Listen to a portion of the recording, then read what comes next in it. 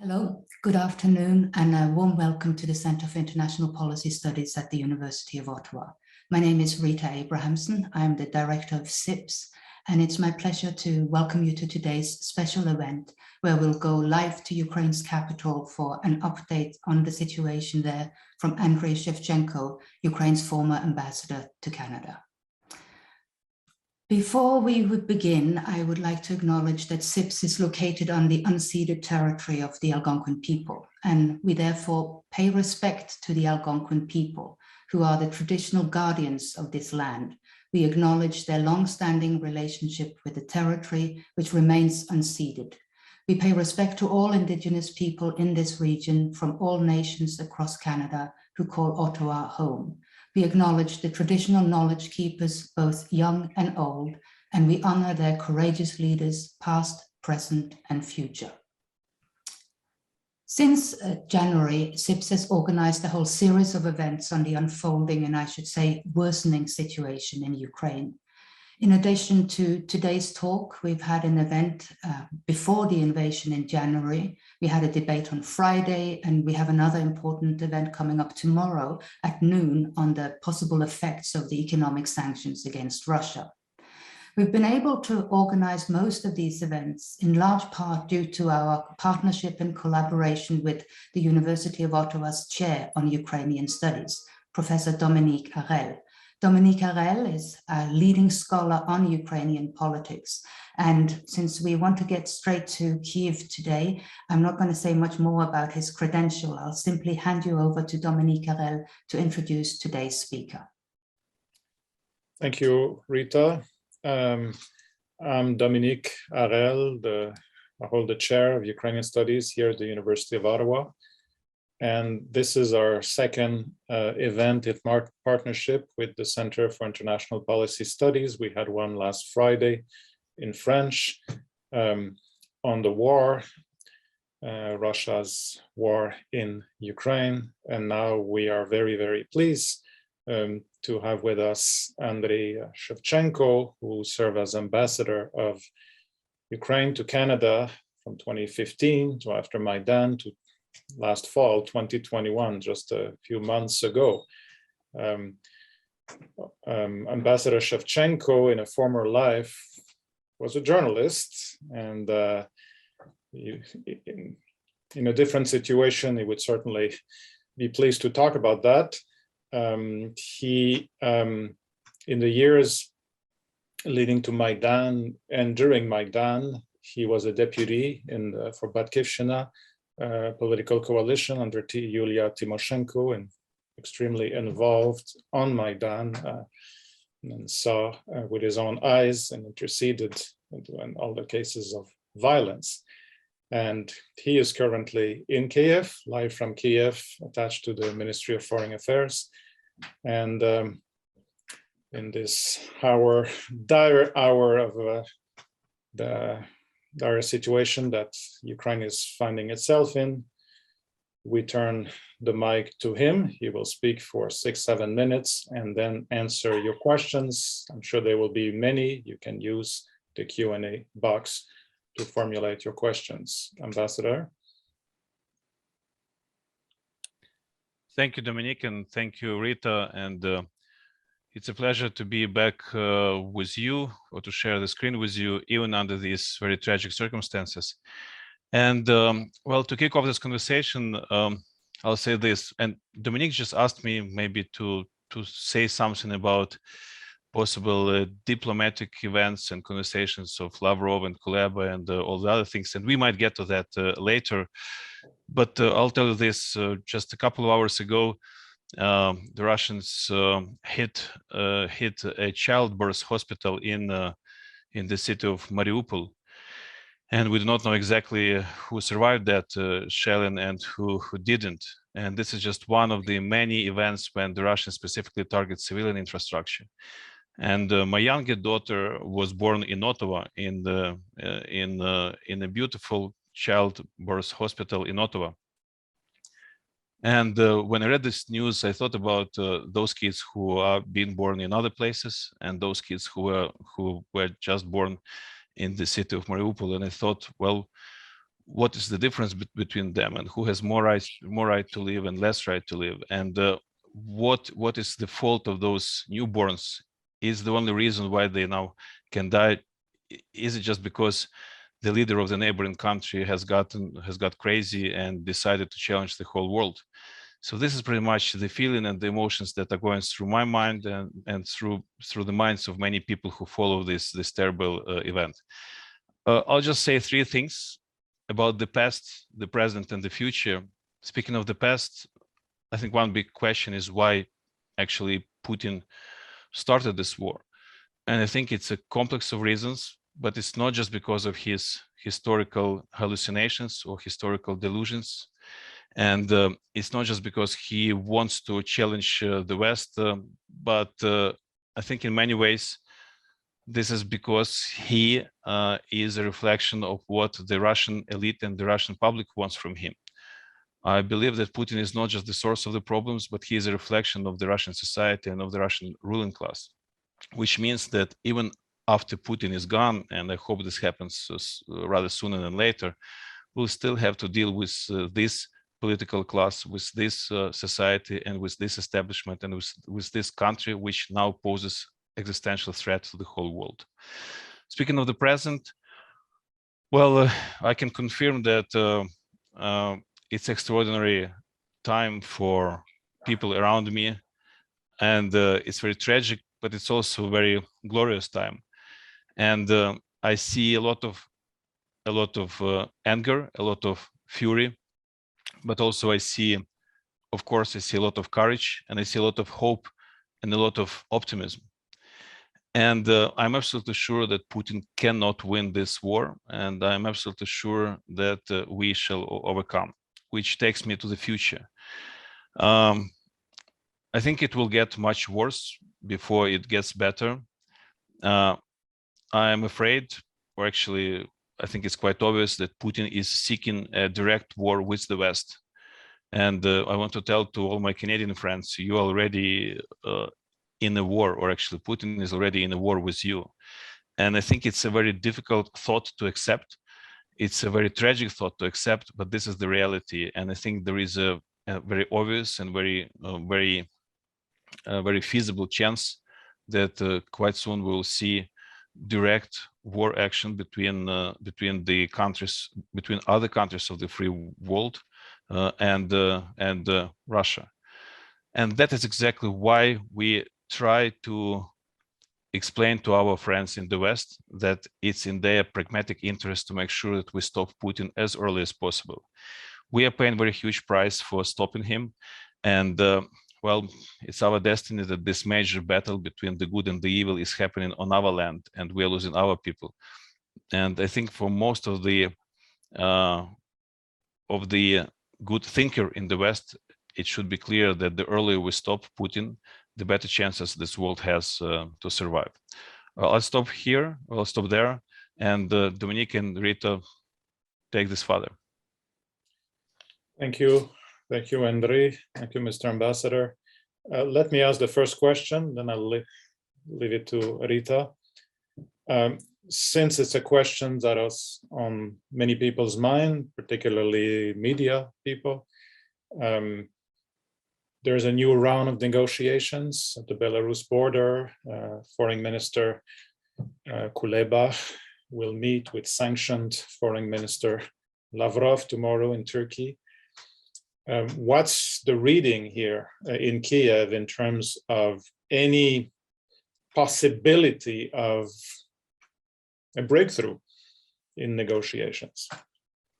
Not much. We have very low expectations for very obvious reasons. I think there is not much room for diplomacy at the moment. What Russia wants from Ukraine is basically they want Ukraine to disappear.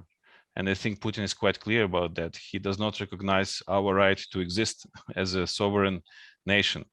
And I do not see how we can be half sovereign or like quarter sovereign. It's either you accept, recognize, and respect sovereignty of other nations, or you don't. Otherwise, it's just not sovereignty. It's a different concept. So that's what we see on his side. And on our side, I think we know what we fight for, and there are very clear red lines, and we're not going to give up on our people and on our land. So it might sound very tragic, it might sound very pessimistic, but I do not see much room for diplomacy as of the moment, unfortunately. Having said that, I would say that I think it's very right thing to do all we can and to do every diplomatic effort and every diplomatic attempt, and we'll be continuing doing so, because this is also our message to the world. We want to find a good solution. Thank you. Rita?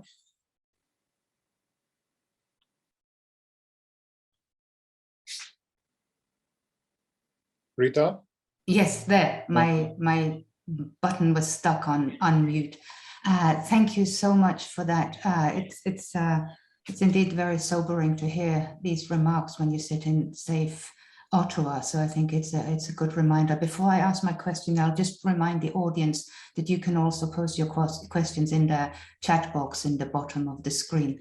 So Andriy, one of the things I would like to ask you, going on your opening remarks, you mentioned that this is not just about Putin, but about the entire political class in Russia that will also have to be changed and dealt with. Reflecting on that, would you say that the economic sanctions that have been put in place by the West recently would go some way towards taking care of changing that political class? Yes, absolutely. There is one very pragmatic reason for the sanctions that we are enforcing. We are trying to destroy the Russian economy, which is now the source for financing the war.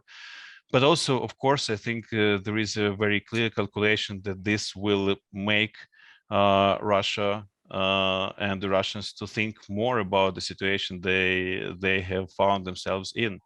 And in the old days, or in the final days of the Soviet Union, we saw the situation when the refrigerator won over the TV set. We hope this will happen one day as well. And the sanctions are an efficient tool, are a very efficient tool for that. And I was also frustrated when someone was trying to explain that those economic sanctions against Russia after 2014 did not work. They did. If you look at the numbers in 2013, GDP in Russia was about $16,000 per capita. In 2022, before they started this recent invasion, the GDP was about $10,000 per capita. So that means that every Russian became poorer, 40% poorer. So it did have very serious impact and effect on Russia. And I hope that these new sanctions, they will help us to get Russia back on the right track, but it's going to be a very long way. Andriy, the entire world has been stunned by the resistance of Ukrainians, beginning with the resistance of the Ukrainian army. And it's pretty clear that Russia and the Russian army are stunned too by that kind of resistance. So the Ukrainian army in 2022 is kind of in a different galaxy altogether from where it was in 2014.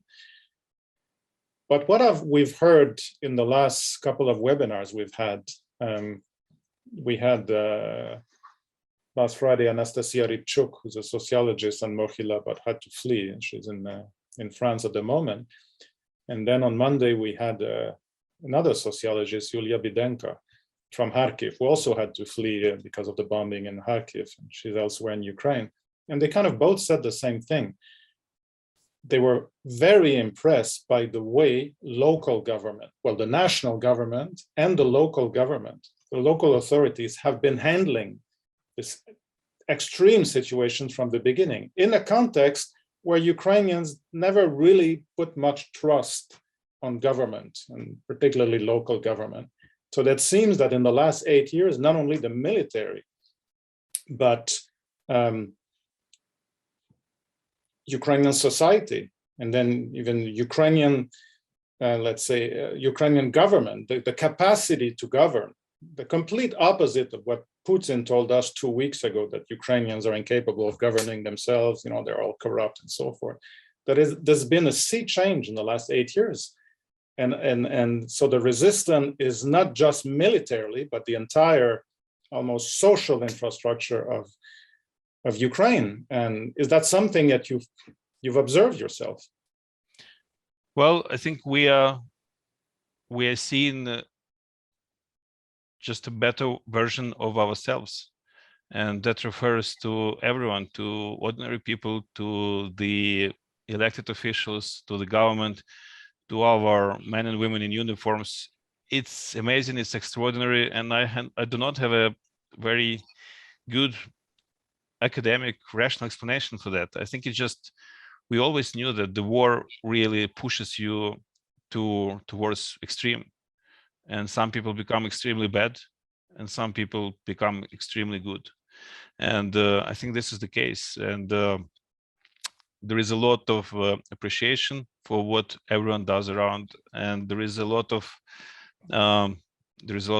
self-sacrifice. There is a lot of pride, and everyone wants to be part of this resistance one way or another. I am myself a reservist officer, and I'm waiting for an order, and there is a good chance that I'll be able to defend my country in a different way from what I used to do as a diplomat. And I think one way or another, every man or woman tries to do his or her share, to do his or her part in this resistance. And I think this is exactly what is so impressive, what impresses so much people around the world. Of course, it's this true heroism and courage of our armed forces. Also, it's this feeling of united nation which has come together to defend itself. Also, I can refer that to this political ceasefire or political compromise, something that many scholars are very surprised to see in Ukraine, because Ukraine is known for very competitive politics. And right now, when we see all, and I mean that all, literally all major political parties coming together and working together for our victory, it's very impressive. It's very new for us. So, Dominic, I can just say that, yes, we are seeing a better version of ourselves, and I think we'll need much more time to understand how this happens. But what I see around myself, it's really extraordinary. It's really amazing. And also a couple of very practical things about our military resistance. I think we did make several very important decisions in time. The territorial defense has proved to be a very important part of this resistance, and we are talking about civilians who joined the territorial defense network in the last couple of weeks or a couple of months. Also, I think as Canadians, you should be proud to know that Unifier was an important part of making our armed forces better, our armed forces and our National Guard. Starting from 2015, Canada has been providing this very important military training to Ukrainian men and women in uniforms. And up to the date, we're talking about, I believe, more than 30,000 of Ukrainian servicemen and servicewomen. So now when we see these armed forces and this National Guard giving such a tremendous fight to the Russians, to the second biggest military in the world, we understand that they have not wasted these last 8 years, and they're so much more better trained. They have good weapons, and all the new weapons that we are receiving right now, this helps us to resist, and it will help us to win. But again, going back to your question, Dominique, I think it's about this extraordinary feeling which now unites the whole nation. It's about this this optimism, this enthusiasm, and this strong belief in our victory.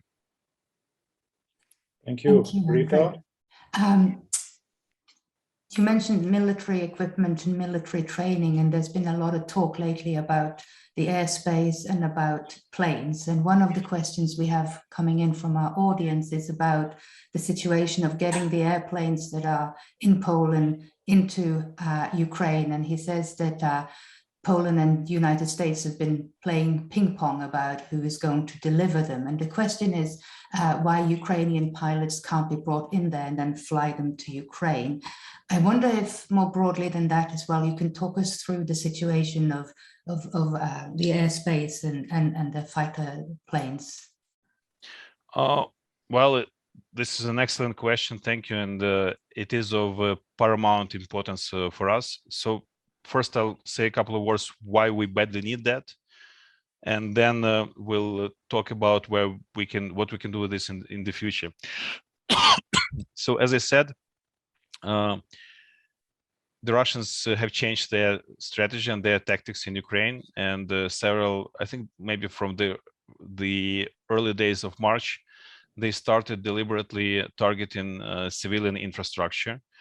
And we are talking, by now, we should talk about dozens of places all over Ukraine where they specifically target civilian infrastructure. We're talking about apartment blocks, we're talking about TV towers, hospitals, or childbirth hospitals, as today in Mariupol. And that explains why we are so much focused on a no-fly zone for humanitarian purposes. We need that to protect civilians, and we will need that to provide people in our major cities which are now sieged or have sieged with the basic things that they need. So no matter how you call it or what you do to ensure it, but we need that if we want to stop these tragic events that are happening.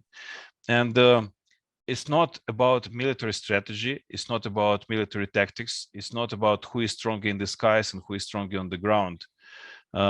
It is about protecting civilian lives, and it is about humanitarian purposes. And I'm absolutely sure that sooner or later we will come to a decision to do this.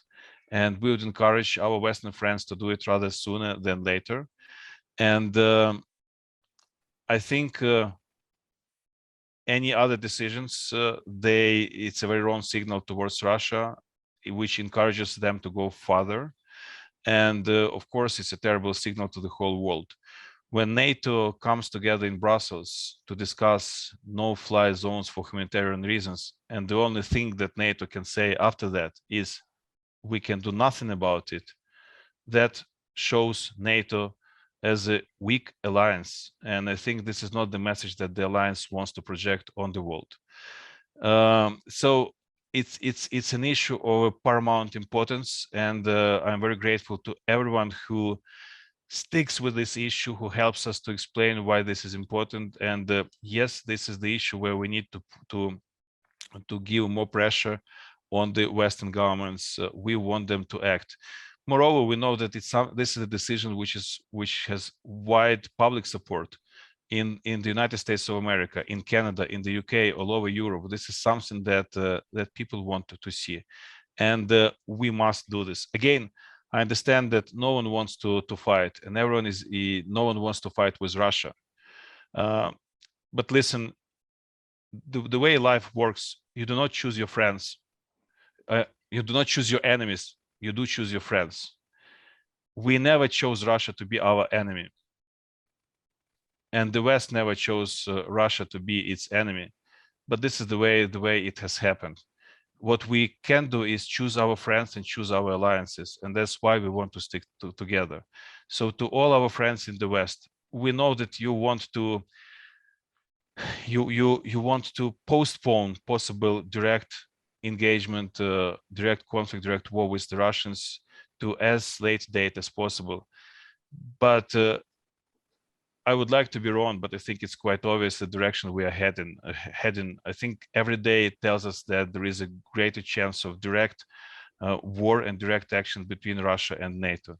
So the sooner we start acting together, the sooner we close the skies in Ukraine, the more civilian lives we can save, and the more chances we give to the peace process in general.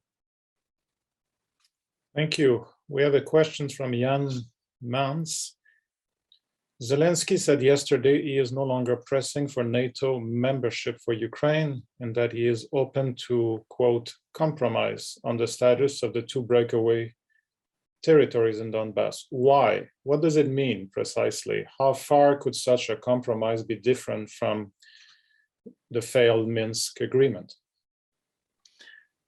Well, I think Zelensky is exploring different options. I don't think he's going to give up NATO membership. It is in our constitution, and there is a wide political and public consensus on this. I just think that he wants to explore different options, and he wants to make sure that he can find a quick and realistic way to guarantee our independence, our sovereignty, and our existence. So the way I read his message, he's saying, if we cannot get NATO membership right now, I would like to see other ways how you can guarantee our safety, our existence. And I think he will be seeking direct agreements with our closest friends in the West, which would include the United States of America, the UK. Those of you who remember the very first political interview of Zelensky, it was the end of 2018, before the presidential campaign in Ukraine started. When he was asked about NATO membership, actually, he said, well, I'm not sure how we are going to get there, but what I do want to see is maybe bilateral defense agreements with our closest allies. And he mentioned two countries, one of them was Canada. And I remember at that time, I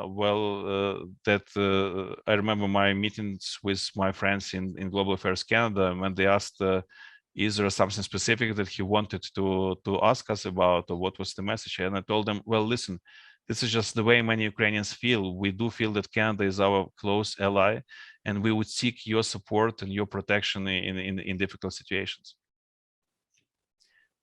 Rita? But again, if your question is, are we going to give up our goal of NATO membership? I'm absolutely sure no. It is in our constitution, and I think it would be by now it's very clear that most of the people in our country would see this as a long-term strategy and long-term guarantee for our sovereignty and for our freedom.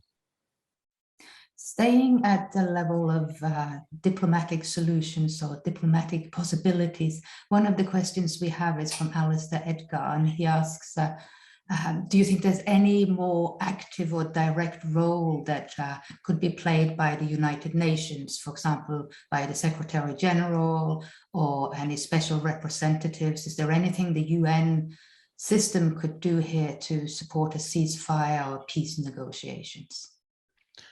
I think it's a decisive moment for the United Nations. Listen, for many years, for many decades, we thought that the United Nations is something unshaken, something which cannot be changed. But actually, I think all of us feel if the United Nations, if this organization is not able to do anything about this war, this will terribly undermine its authority, its reputation. I cannot see how the United Nations can survive this war without doing anything. I mean, if they don't do anything, if they don't find a way to address this, I think this is going to be have devastating consequences for the efficiency and for the reputation of this organization. So I believe this is the time when the UN should be changed, and there are obvious ways to. There is obvious direction where we should move.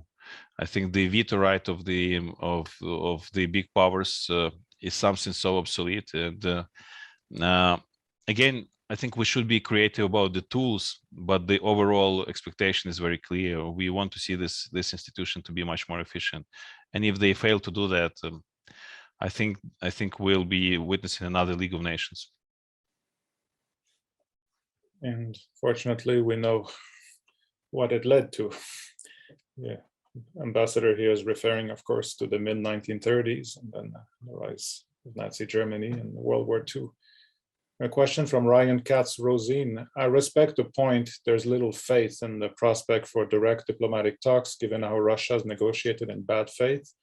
Do you think there is potential for other countries to play a mediating role to facilitate more meaningful talks, like Israel has already initiated with Prime Minister Bennett over the weekend, or China, both of which have offered to do so? In brief, yes, and I would like to say that we would like to see nations, or to see leaders, to see international leaders who are ready to negotiate, moderate, and help us get to the result. But it's not a long waiting list, or there is no long line for that. I think everyone understands it's a difficult situation. If you're asking about some specific countries, aside of the usual suspects, our big partners and big nations, I would also follow and think about Turkey, which is an important player in our region, and I think Turkey is in a good position to help us with this complicated diplomatic conversation. And when it comes to China, maybe I think if China feels that they can make an impact, then we should invite them in. And one of the things which I heard is that actually China was quite concerned about the lives of their students who are in Ukraine, because actually in Ukraine, not many people realize, but we have tens of thousands of foreign students from China, from India. And when China, India, and other countries saw this direct threat to their students, like think about Kharkiv, which is a university city. We're talking about maybe hundreds of thousands of students in this city, including many foreign students. And when you turn on TV and you see how the Russians, they are destroying Kharkiv, just like they did in Grozny in Chechnya in 20 years ago, that's when many foreign countries, foreign leaders are becoming concerned about their citizens. So actually what I heard is that China was concerned about lives of their citizens that got trapped in this war in Ukraine. So the short answer to the question is that I think yes, absolutely, we should be open. We should seek some other countries that can help us in this negotiation, and I would not limit this list to the usual countries that we think about.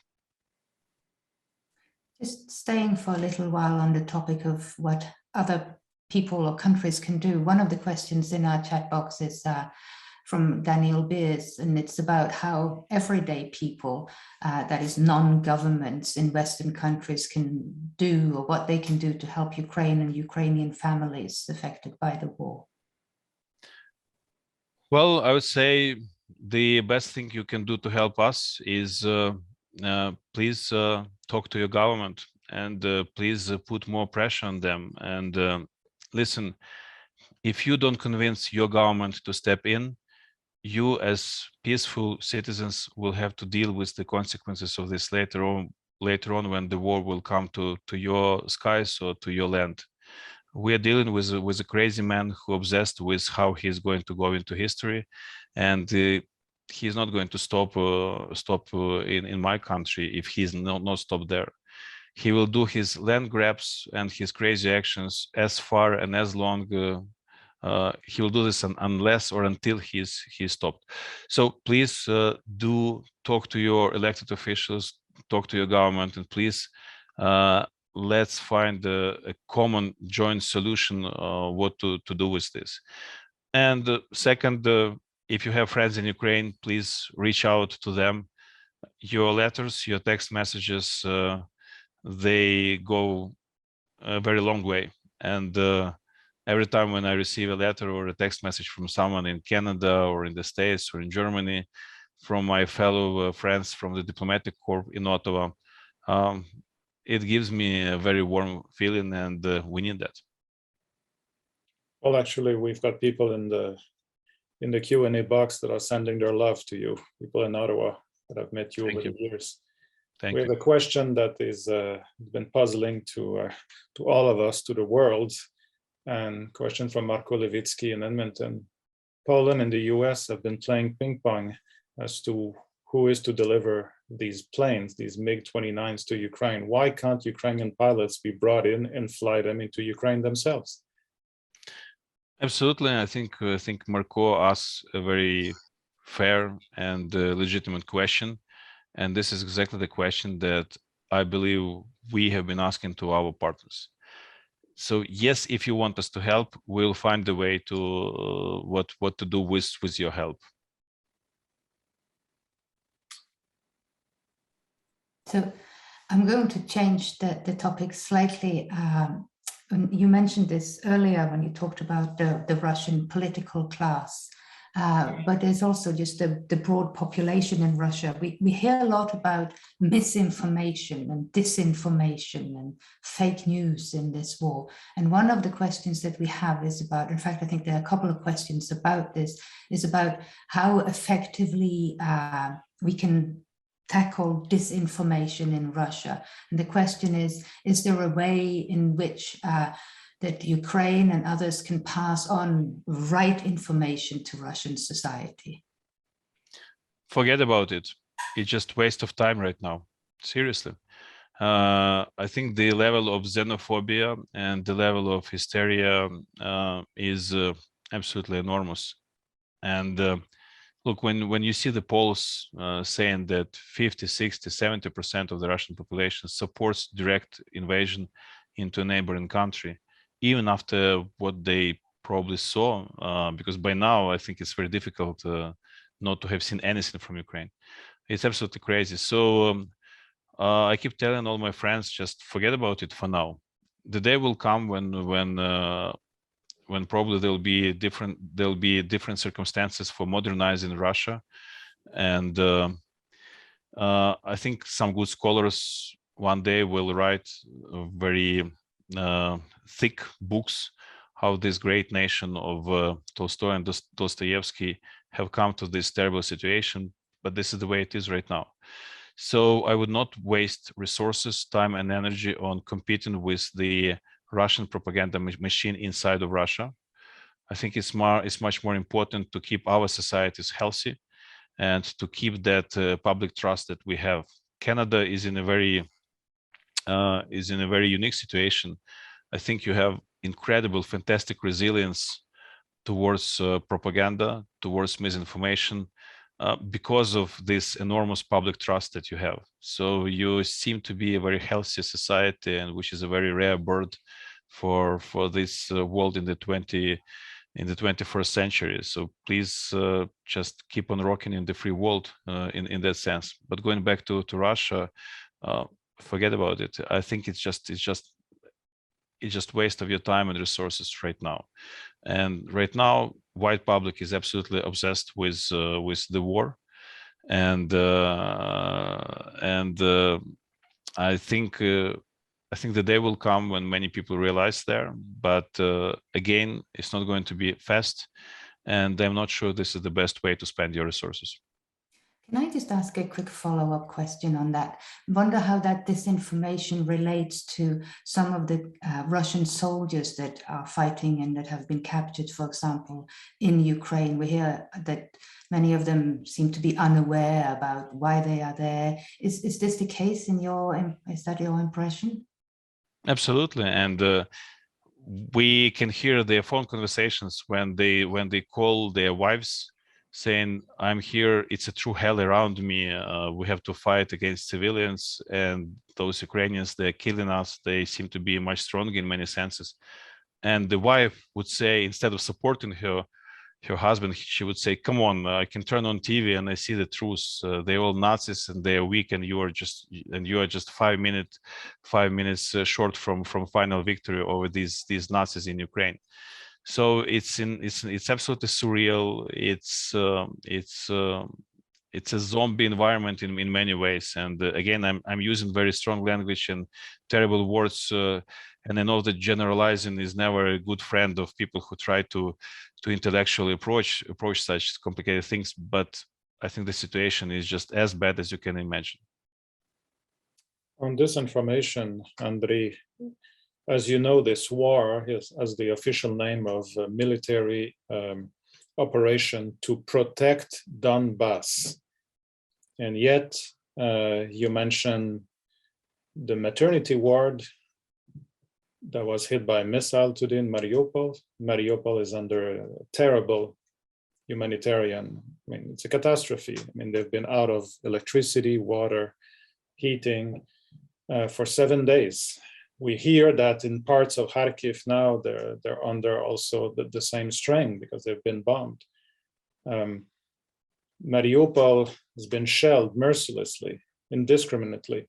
And so were the towns that had been under government control, under control government in Donbass, Volnovaha, Shastia. This is a military operation, we're told, to protect Donbass, and the Russian army is razing to the ground cities in Donbass and elsewhere in eastern Ukraine, in Russian-speaking Ukraine. People, Russian speakers, Ukrainians, but Russian speakers, can't understand it. Some of these towns, like Kharkiv, used to be strongholds for the Party of Regions. And now we hear that there's a rebellion in the Ukrainian Orthodox Church Moscow Patriarchate to break with Moscow. They can't understand why Russia is bombing them, bombing Ukraine and bombing the part of Ukraine that in Putin's mythology or representation is supposed to be the Ruski Mir, like the Russian world. They can't understand it. What do you make of it? How Putin is bombing the people he claims to be defending from the fascists, quote unquote. Dominic, I think you explained it all. It's the George Orwell's world of Putin, Kremlin, and Russia. Except for one thing, there are too many people in Russia who just want to see this and want to hear this and want to believe in this. But here's something about the way this war is being fought. To many people, this might sound very strange, but there are actually rules for fighting a war. There are actually international conventions and rules of engagement. And if you don't follow them, it's a war crime. So every time when we see the Russians using cluster bombs in Kharkiv or doing some other terrible things, it's a war crime. And we can think of some other situations. We see them in Kyiv. They used ambulance cars to sneak into downtown Kyiv with their sabotage military groups. Well, they do not even want to take the bodies of their citizens back home. So it's an absolutely terrible situation. We are dealing with war crimes. We are dealing with absolutely surreal hatred, and it's just pure evil, Dominic. And again, I think that anyone or everyone who tries to make sense of all this liberation of Donbass and support for Russian-speaking people, I think that this is just a terrible interpretation of George Orwell's book in 2022. We have a question from Michael Williams. He says, as you know, NATO's reluctance to get involved in a no-fly zone is in part a result of Russia's threat of nuclear escalation. Can you please comment on how Ukraine sees this issue? I think this threat is real, and I think the best and when NATO shows its weakness, that is like an invitation for Putin to go further. And again, I think our Western friends, Western leaders, they do very terrible job for themselves when they show weakness to the world and to Russia. And I think there are some situations when you better stay quiet than you say some things that just explain that you cannot do anything in this situation. And I think this part of communication is very important. And I think there is a growing number of people in Brussels. There is a growing number of people in the Western capitals who realize that we are actually moving towards further escalation between Russia and NATO. And this might come to a point when this is going to be inevitable.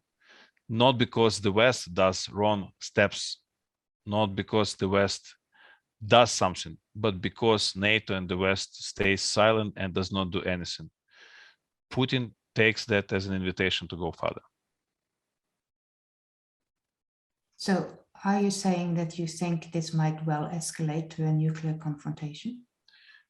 Well, that's what we see in many reports who are producing scenarios for the future, and I think we should very realistically take this threat. I think it's something which we should not exclude. On the issue of nuclear escalation, there was a report this morning that Chernobyl, the reactor in Chernobyl, is the nuclear plant is no longer cut off from the electricity grid, which is of course very worrisome. Even if the international agencies said, well, in the short term we're okay, but of course it's they need electricity to keep the cooling mechanism of the radioactive material. And we know, of course, that the nuclear plant in Zaporizhia was attacked, and then even some parts of it was burning last Thursday. The question is, what's the understanding in Ukraine, or why is the Russian army actually targeting nuclear plants? We do not know exactly. In the case of Chernobyl, it's not about electricity. It's not about production of electricity. The biggest threat there is the radio waste. When it comes to Energodar, that's the place where the Zaporizhia nuclear plant is located, or some other places. Maybe they are looking for some symbolic places, just to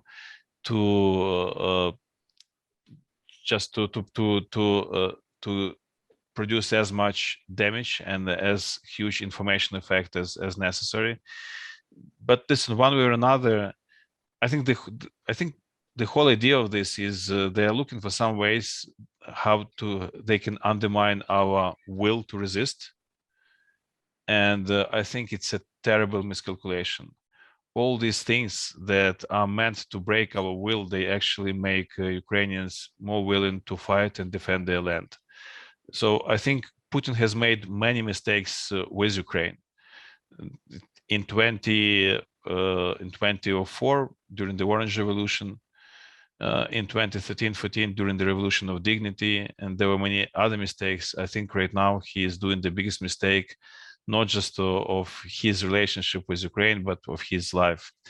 And it's not going to give the result that he expected to get from this. I think we have time for maybe a couple more questions, but we are beginning to run up against the hour. But I have a question here about Belarus and specifically Lukashenko, and what role Belarus and Lukashenko are playing in this conflict. Are there Belarusians serving with the Russian army? I see Belarus as another country which started a war against us, and there is an obvious and very clear threat from Belarus that they will physically send their troops into Ukraine. If you look into reports by whether it's Ukrainian intelligence reports or American intelligence reports, you would see Belarus all over the place. And I think it would be fair for us to see Belarus as an aggressor, just like Russia. And I respect all the attempts of our diplomats and our political leaders who try to make sure that Belarus is not engaged full scale in this war, but I think it does not change the situation. We have on the dark side, we have a questions here from Mykola Delanyuk here in Ottawa, but the question reflects the thinking of a number of Western military or defense analysts. The question is, what grounds are there for optimism that Ukraine will prevail? Russia does have a much more powerful military, dominates the sky, has demonstrated a willingness to be ruthless to the point of destroying whole cities and their population. He's referring to Grozny during the Second Chechen War. He could have referred to what Russia did in Syria with Aleppo, and what Russia is actually doing right now in Mariupol in particular and other towns. Well, I do not want to sound too technical, but I think it would be very difficult to do with Ukraine what was done with Grozny, and I do not want us to be witnesses of such a competition, of such an attempt. But I think it's a very different scale. Secondly, Putin wants to control this country. It's not just about one-time event of capturing Kharkiv or Mariupol or Kyiv. He hopes to see this nation actually being part of his empire, and that is not going to happen for sure. I see no physical resources to control this nation from living its own life. It would be absolutely impossible to occupy and control this land, and it's not going to happen. And look, we're not surprised to see some skeptical predictions, and I know that the person who asked this question tries to see all possible scenarios, and I think Ukrainians have proved actually to do better than it had been predicted. I hope this time it will be the same. Thank you. So we still have many questions, but we're also running out of time. I would just like to ask you one final question, Ambassador, and that's a very open-ended question. Is there a question we haven't asked you that you wished we had asked, or what message would you like to leave us with in Ottawa today? Well, since Canada has and always will have a very special place in my heart, I'll say a couple of words about Canada. I want every Canadian to know that we appreciate so much what your country has been doing to support us. And whether it's financial support or military training or weapons that you finally started providing us with, we greatly appreciate this. And we do expect your country, your nation, your people to be leaders in this coalition, this freedom coalition, to support Ukraine, to stop Russia. And doing that would be a very pragmatic choice for you. Russia is your neighbor. And just think what you are going to do when they choose to claim the economic interest somewhere in Red Alert or Resolute Bay or more south. So helping Ukraine would be something very pragmatically right for your own country. And also, I just wanted to know that we do have a feeling that the West is not doing enough in this situation. We are not alone, but we feel lonely. That's pretty much what every Ukrainian feels right now. And one more thing, when I was appointed the Ukrainian ambassador to Canada, I went to meet Levko Lukyanenko. He was the first Ukrainian ambassador to your wonderful country. And there are people in this meeting who actually have met Lukyanenko in Ottawa. He was a legendary man. He spent 27 years in the Soviet prison. He saw the Soviet Union collapsing. So he had that feeling of someone who was stronger than this Russian empire.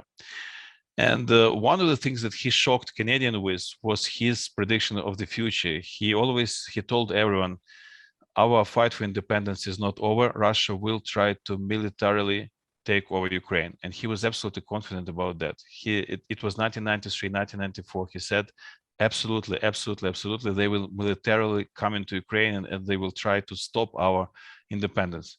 And he continued, this is going to be their end as an empire. He said that every big empire collapsed after 3 big wars. And there are historians in this room who could prove that, whether it's true or not. And he said the war against Ukraine would be the final devastating war that big war that Russia will have before this empire collapses. So I do have a feeling that not just Putin breaks his teeth with Ukraine. I do have a feeling and I do have a big hope that we will see the collapse of the Russian empire in its nastiest, most terrible form that we're witnessing right now. And speaking from Ukraine, from this free and unbroken country. I just want everyone to know that we have a very strong feeling here that we will get through this, we shall overcome. And we know that we are fighting not just for our land, not just for our country, but for the whole planet. And thank you for your support. Well, thank you, Ambassador. It was very moving, very powerful. And one more thing, Dominic, I started with this maternity ward story, and here is another one. I saw this picture from Odessa, and it's again, it's a maternity ward with young moms who are in the shelter with their newborn babies. And you can see this very small room somewhere underground, and maybe 30 or 40 moms with newborns.